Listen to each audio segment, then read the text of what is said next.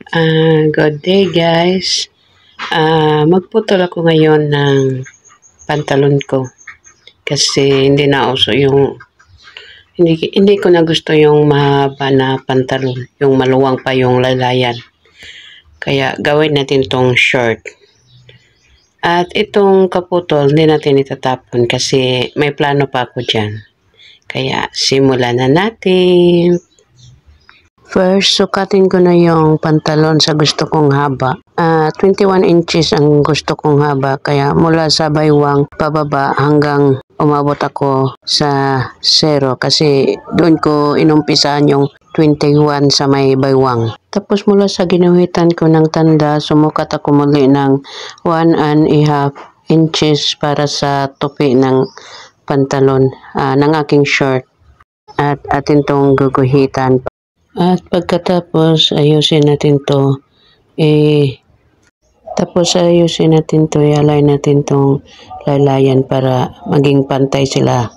Mula dito sa lalayan, sa sukat naman tayo hanggang doon sa ginuhitan natin.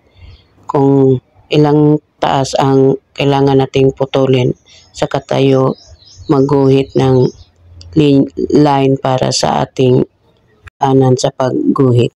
At kailangan natin lagyan ng tanda mula sa left, right at saka sa gitna para pagdugtungin na lang natin yung linya para sa guide natin sa pagputol. Dahil may guide na tayo, pwede na tayong magsimulang magputol sa aking pantalon para maging short. At pinagsabay ko na lang pala itong dalawang paa niya para isang guntingan na lang. At dahil naputol na natin to, itabi natin itong kaputol niya kasi may paggagamitan ako niyan.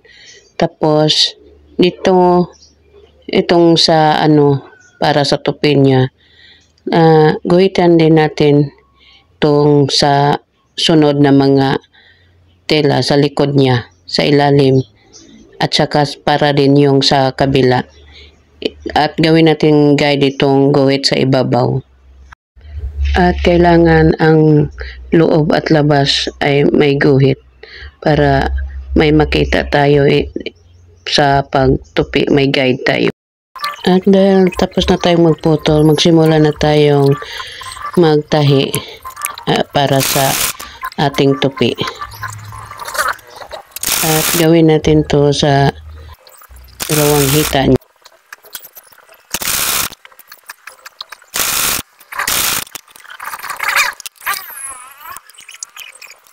At dahil natapos na natin yung kabila, dito naman tayo sa kabilang hita.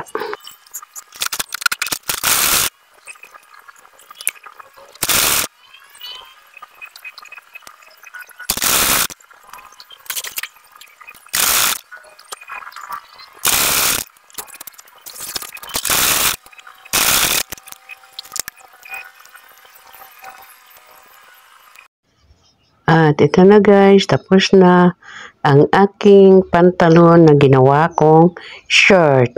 Kaya, thank you guys for watching. Please like, paki-comment na rin.